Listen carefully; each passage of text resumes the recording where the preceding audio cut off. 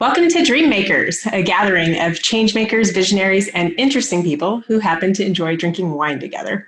I'm your host, Neha Sampat, a serial entrepreneur, a certified sommelier, hence the wine, and founder and CEO of Content Stack, a modern technology stack for all of your digital content. I named my podcast after my leadership team at Content Stack, who I happen to call Dreammakers. This is a group of individuals that I've had the privilege of building a company with, learning from regularly. Together, we've challenged ourselves to be better at what we do. We challenge each other, and we do more for our employees, customers, and partners as a result. Most importantly, we often find ourselves challenging the status quo, and that's what this podcast is all about. Today, I am joined by a woman with an incredible amount of passion for equality, a true champion of women, Melinda Garvey. Hey, Melinda. Hey, good to see you. Thanks so much for having me. Thanks for joining us. So Melinda is a founder of Austin Women Magazine, running 18 years strong in Austin, Texas, as well as On the Dot, a tech platform dedicated to providing connection, content, and mentors to individuals inside organizations to build better networks and careers, and for companies to help drive an inclusive workforce. As a community leader, Melinda is a powerful contributor to many Austin-based organizations and serves as a mentor to young organizations and businesses. Luckily, I've got a chance to know Melinda for a little while, and I know that she shares my love for wine. So we will start with my favorite way to kick off an interview, which is what's in the glass. So Melinda and I both have the same bottle since we don't have the privilege of sitting next to each other today. This is the closest we can get. We've got a bottle of Frank Family Vineyards 2018 Carneros Pinot Noir. For those of you that are listening to audio only, you won't be able to see that we're holding up the label right now, but we will have it in the credits and you'll get a chance to take a look at that. And we're going to taste this wine together. So, Melinda. Can't wait. Cheers.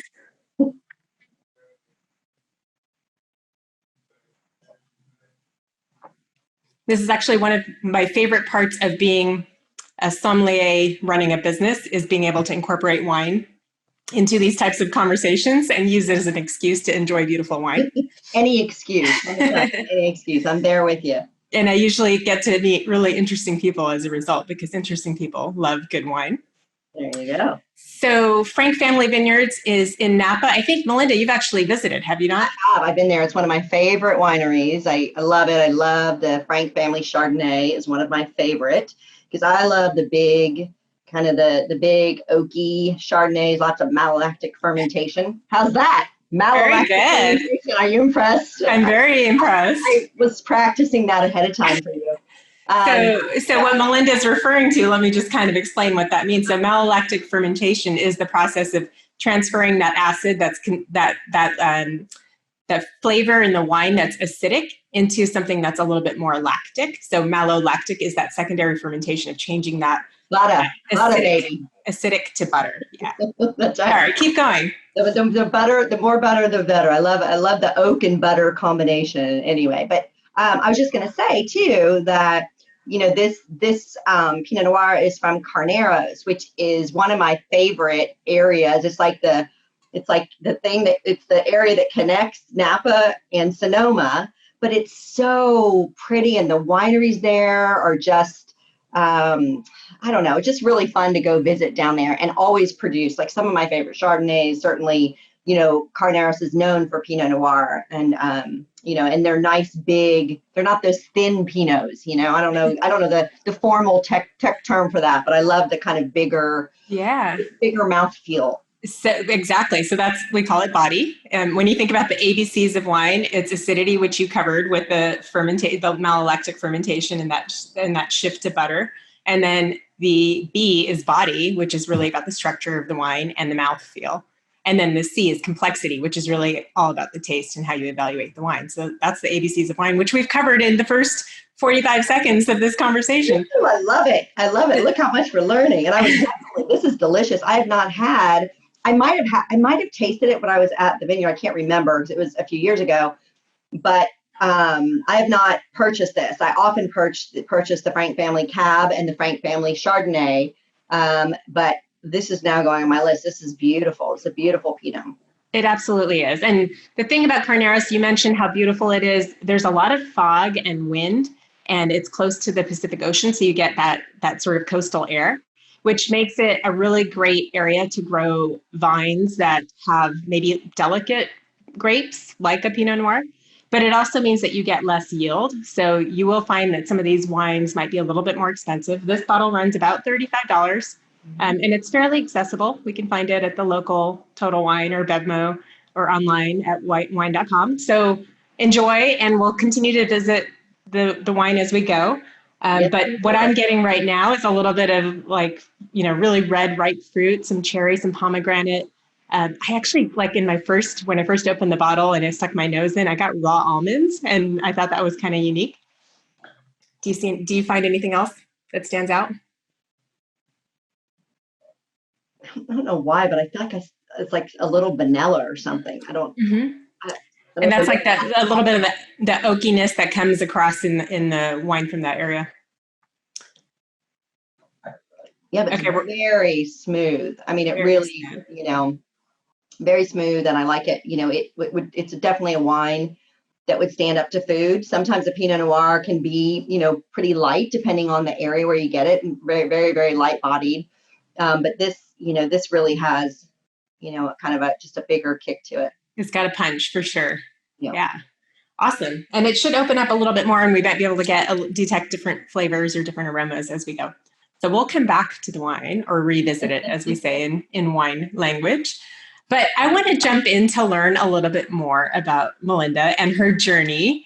I got to meet Melinda, I think it was probably 3 years ago, maybe more, at a conference in San Antonio, Texas. And we hit it off and we stayed in touch. And I recently, actually almost exactly a year ago, moved to Austin, Texas. And so Melinda welcomed me with open arms and introduced me to her tribe. And she's been an incredible ally just for me to feel welcome and at home in a new community after 20 years of being in San Francisco. So Melinda, I thank you for that. I don't know if I've ever said thank you, but no need to thank. I love it. I've told you when I met you, like I collect people. It's like my little specialty.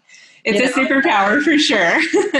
I like when you said you're moving here. I'm like, oh, fresh meat is what I call it. Fresh meat. Yeah, it is. It's awesome, and you do tend to rally a lot of people, and I've been able to witness that in the last few months. But I'd love to hear a little bit more just about your journey in general, and then if you can kind of lead us to how and why you founded Austin Women, and tell us a little just about that. Yeah, absolutely. Well, ironically, that we are drinking wine tonight because it really started over a few too many glasses of wine, literally. I was in one of those jobs where it was really, really great on paper. Probably some of you listeners out there have had one of those, maybe, where everything looks great, the pay is great, but it was just like horrific. And it was sort of this weird point in my career. I'd had this great career trajectory, and it's like I just landed. I actually moved to Austin for this job, and I wanted to be in Austin. And it was like, oh my gosh, it was amazing. They gave me an apartment, etc. Well, long story short, after about 8 months, I was absolutely miserable. And it was really the first time in my career I'd sort of hit that roadblock. So it was sort of weird for me. And I was 10 plus years into my career. So this wasn't like, oh, your first job, you don't like it. And I was out with some girlfriends one night, drinking a few glasses of wine, as you do, and just lamenting about what was I going to do next. And one of my friends turned to me and she's like, hey, I just got back from Des Moines, Iowa. And I was like, are you kidding me? This is my pity party and we're going to talk about Des Moines, freaking Iowa, like of all places. But I was like, absolute, by all means, tell us about your trip. And she said, well, there was this really cool magazine there called Des Moines Woman. And, no one's talking about women in this town. And you have some kind of publishing background thing. Haven't you done something like that? You should start a magazine.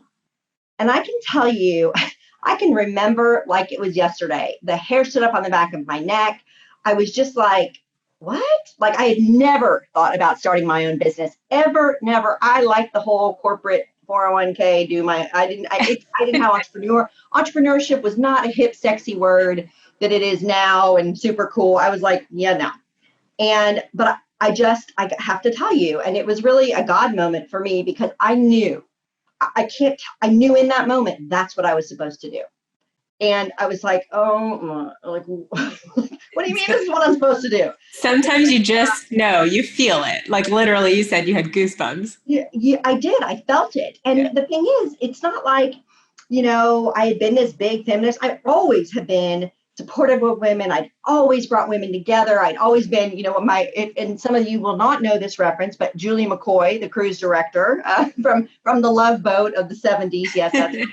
But I'd always been, my friends, my college friends would joke like, oh, Julie McCoy, she's pulling everybody together. I'd always sort of had these tribes of women and just really thrived on that. And so, but it wasn't like, but I was instantly passionate and I knew that I could make an impact.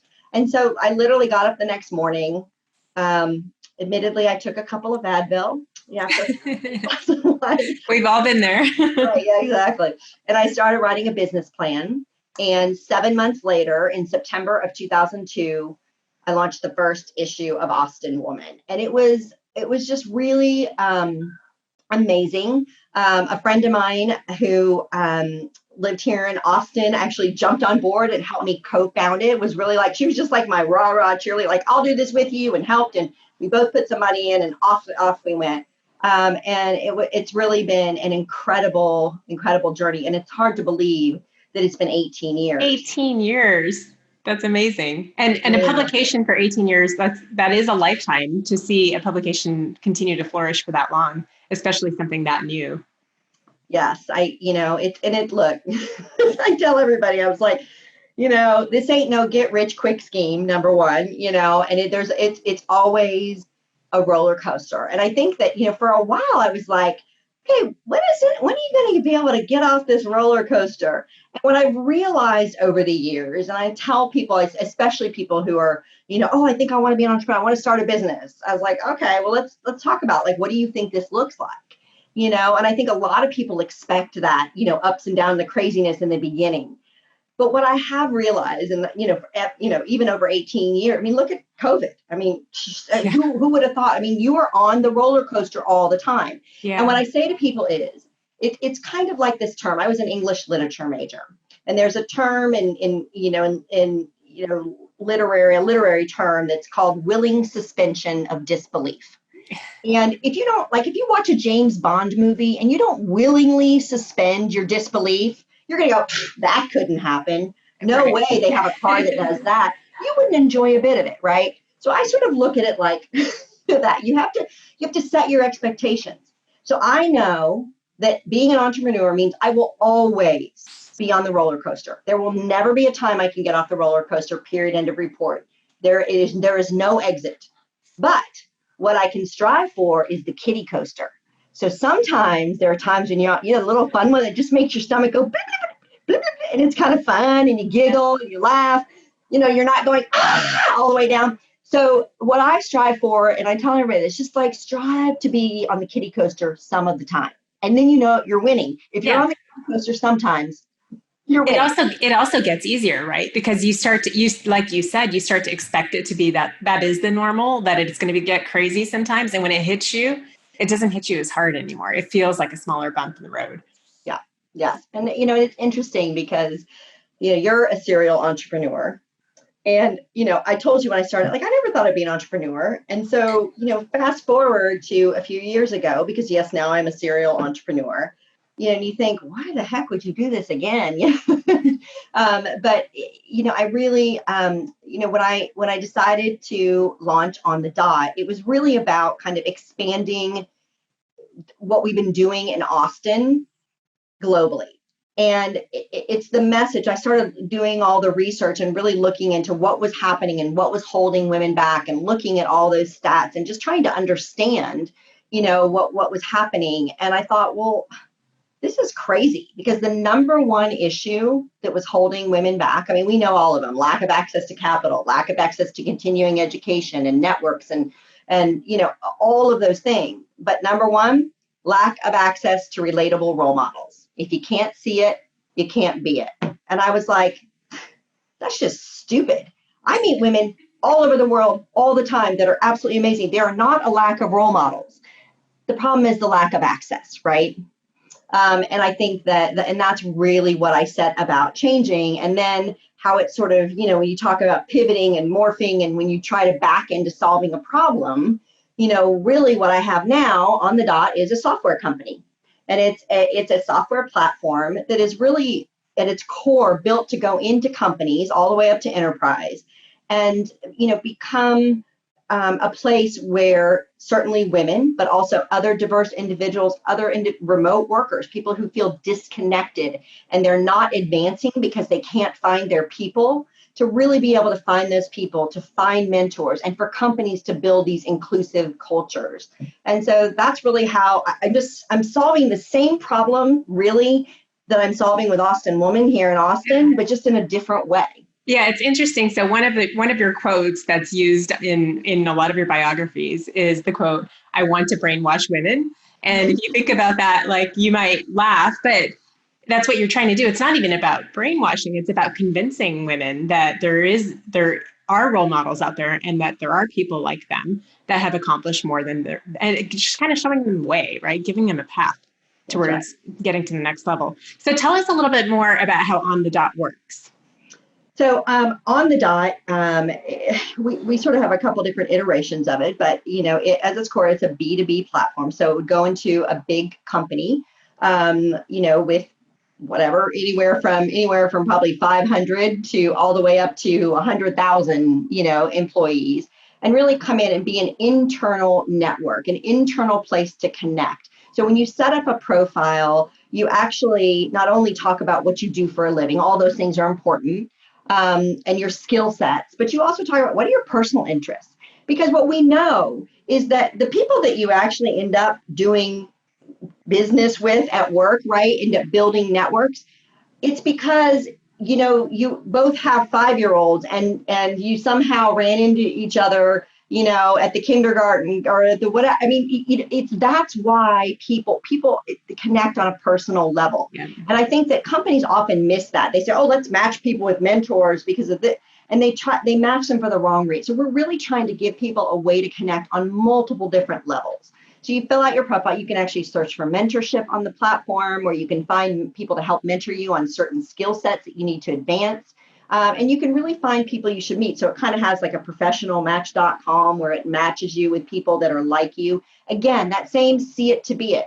So if you are sitting in your cubicle and you look right and you look left and you don't see anybody that looks like you can go on the platform and you can find people that look like you. And you're like, wow, this person is, an executive director and they're in this. I'm going to message them because I want to get there. It's really about building those important networks that you need. And feeling connected to people at different levels in the organization. That's right. You triggered a memory for me. My last corporate job was 15 years ago. So it's been a while now. But in that job, I actually started a Wine Wednesdays group with some other wine aficionados or people that were just interested in wine. And we'd get together in someone's office and it was super informal, and everybody would bring a bottle, and those that didn't would bring a glass, and we'd share wine and we'd talk. And it was like completely level independent. Like, I was pretty junior in my career at the time, and I was hanging out with VPs and, all kinds of people who later on, after I left the company, ended up continuing to be my friends and my mentors and my colleagues. And some of them now work at my company. And it is crazy how that connection, just from having a common interest or a common challenge, can bring people together. And I think what's super fascinating, especially in this time and with what's happening in 2020, is every company literally has had to figure out how to go virtual and how to continue to stay connected. And at Content Stack, in our core values, we actually say the words distributed yet connected. And that's been there since before, we were forced into this. Right. Because we are a global company, we've got people everywhere. But that's something we've been proactively working towards since the beginning of the company. But now everyone has to do that. And that's the only way to keep people not just feeling like they're a part of something, but like a sense of significance in the way that they do their work, and feeling like they have the ability to connect with others that they need access to in order to do their work. And I'm excited to see how On the Dot might play a role in helping that to happen. Yeah, I mean, I think it's very interesting what we're hearing from employees within companies right now is they're like, yeah, I'm on Zoom all the time, but just with my team. And that can be the kiss of death, because you're not, yes, sure, you could have people on your team that could help you move up, but we all know it's the networks you build outside of your team. So nobody's building those networks. And let me tell you, it's going to start hurting companies too. It's already hurting companies because women aren't advancing, they're not connecting, and they're getting, the companies are like, well, I look around, I don't see anybody like me, and other diverse individuals are going, I'm out of here. So they're already having that attrition of women and other diverse employees, and they're really struggling to keep those. And of course, that's what makes companies creative. That's what makes them profitable. We know now is having those diverse teams. But if you're not seeing others like you, you're not motivated to stay. And so now there's a whole other layer on there that even the ERG groups, where that's great. If you went to one of those luncheons and you met 30 other people every month, at least you had that. Now you don't even have that. So, and that's what we're really trying to create, an environment where even if you're not in person, you can have that same kind of experience and make sure that you're finding those people. Awesome. So in addition to our love for wine, one of the other things that Melinda and I both share a passion for is leveling the playing field and challenging the status quo. And that's why I was so excited to have her as a guest today. There's some stats that I consistently look at just to, understand, are we moving the needle? Is the work that we're doing matters? And you mentioned some of them earlier, but it's really about women having access to board positions, having access to finances, potentially being investors themselves. And I look at those stats regularly just to say, are we moving the needle? Do we see a difference? Are things changing? And I think you would agree, not fast enough. We see bits and pieces of progress, but there's still a lot of work to do. One of the things I really admire about your approach is allyship and what that means to you. So can you talk a little bit about that? Yeah, thank you. I'd love to talk about that, because I think that, we hear the word allyship and immediately the picture in our head that comes to mind is an old white guy who's going to help a woman or some other, individual advance, right? I mean, that's kind of, because that's, and there's nothing wrong with that. And there's a lot of great old white guys that you want to be your allies. Don't get me wrong with that. But what I really started exploring was this idea of and especially because I'm so deep in the women's space, but women as allies. Because when I started doing some of the research and looking into it, when a man sees, if there's 10 people in a room and they see one woman at the table, they're like, we got diversity. Like, look at us. And they don't really see that most of the time it's a white woman who's at the table first. And so if white women don't start understanding that we actually have to be very purposeful about bringing women of color forward and helping them advance and bring them, because we are going to get there first. And if we're not purposeful, we're going to end up in the exact same situation we're in now. We're just going to have a bunch of white women at the top. And like that doesn't help anything. Yeah. So we can solve this right now. And so really kind of thinking and being very purposeful about that. And I want to just give a quick story of a friend of mine. You talked about women on boards. And, I think that is, certainly that's starting to change some, which is great. And a lot of it's starting to change because it's starting to be mandated. And so they'll slap a woman on the board. Well, guess what? It's a white woman. Yeah. So what I think, again, the same thing. And I've got a friend who is, who's been asked to be on a lot of boards, a lot of very high level. I mean, these are paid positions, et cetera, contracts, yada, yada. And what she started to do is when she gets asked to be on a board, she actually negotiates it in her contract that within 1 year, they have to bring on another woman or they have to bring on another diverse individual, depending on what the board makeup is. Right. And again, it's doing something where, and then if they're like, no, well, she's like, then you don't get, she doesn't need to take that board seat, right? But she's doing something very proactive. And I think I always use that example because I think that the most important thing is that we're purposeful. We're not always going to get it right. We're not always going to do it right. We're going to, whatever. But I think as long as we're purposeful and thinking about it, that's what's going to really create the change, because it has to be top of mind all the time. Yeah. And I think it's like it doesn't necessarily have to be convenient, right? And I think that's part of the challenge, because we talk a lot about changing the makeup or composition of a team or a company or a board. Right. And the excuse has always been, well, we just don't find the candidates.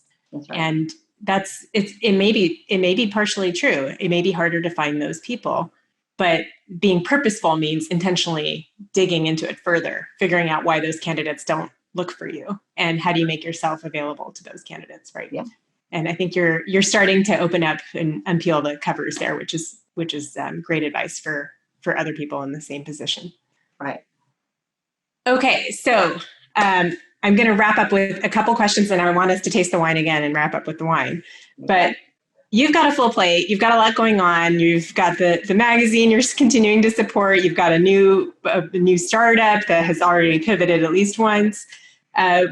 So that's awesome, and I think you're going to do great with all of those things. But what's next for you? What do you dream about beyond this? Retirement.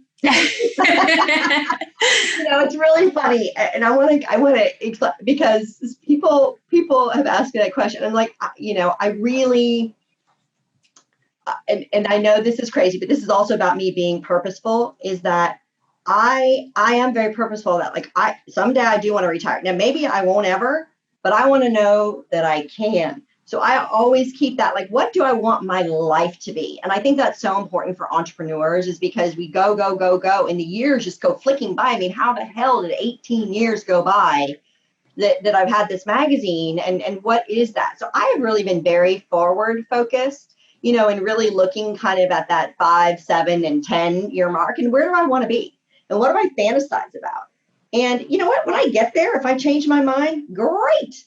But I'm going to plan my life so I can do those things. So, I'm sort of doing a lot of that, of really thinking about, where I want this, to go. I mean, obviously, getting on the dot, off the ground and really, just picking up momentum is super important to me. It's probably in a weird way, I think in a strange way, I'm more proud of what I've done on the dot, and not because I don't love Austin Woman. It's just that I had some background in that. I am no more like software. If you had told me a year and a half ago, somebody says, "Oh, so you have a SaaS company?" I'm like, "Sassy? Yeah, I'm sassy. What do you mean? What are you talking about?" I didn't know what the hell SaaS meant, which is software as a service, for those of you who don't know. I mean, but I was like, what? But I think that I'm so proud of it, because it just goes to show you, I can figure this out, and I can work. I found a developer who understands when I say, okay, so Cam, so there's a widget for that, right? And, it's our joke. He's like, yes, Melinda, there's a widget. And I kind of, I have this dream, okay, here's how I want people to feel, and then bringing the right people on, Leslie, who works for me, who you've also met, who's fabulous and has such an amazing background and thinks completely differently than me, which is really amazing. So it's very exciting and intimidating as hell, right? Mm-hmm. To do and to talk about. I mean, I've talked to you about this. I'm like, hi, I'm software and you're software. So you're like a real software person. I'm not, but I feel fake sometimes. But, so I think it's really, really just important to sort of, for me to tell that story, because like I said, I'm an English literature major, right? I mean, I'm, this is. I think it's amazing to see what you've done without having that background. And I'm a French major, so same boat. I don't have a tech background. I just happen to have access to a lot of smart people, which I think you've done a good job of as well. Surround yourself with smart people, make them your partners and your allies, do big things. And one thing I know for sure you're going to do is leave an impact. And you said the word impact a few times throughout this conversation. I'm excited to be a part of your journey, and hopefully it can help you with that. But I know that you will leave an impact, and that's what will be remembered when you finally get to retire, hang out on a beach, hopefully drinking one of those beautiful skinny margaritas that you make. Yes. Oh, I know. Yummy, yummy. And lots of great wine. That's the fantasy. So let's have a sip together and just see if we've seen anything change and revisit this beautiful glass. Okay, I'm going to twirl my wine.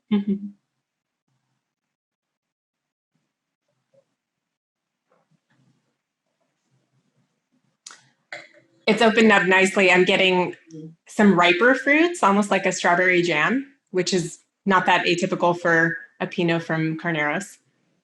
It's delicious. I feel I kind of crave food to go with it. Like the, just the woodiness of it, but it's still so smooth, Yeah. The acidity is a little bit more apparent now. And you can tell from the salivary gland. So if you take a sip and then you start to feel the salivation here, you can tell that's the acidity acting up and and bringing that part of your mouth to life. It's a beautiful wine. Thank you for suggesting. I know Frank Family. It's one of my favorites. I was so excited when you suggested it, and now I have a new favorite, a new one to buy. Awesome. Melinda, thank you so much for joining the Dreammakers podcast. It was such a pleasure to have this conversation, and I will look forward to hanging out in person and drinking wine together when things allow. Cheers. Cheers.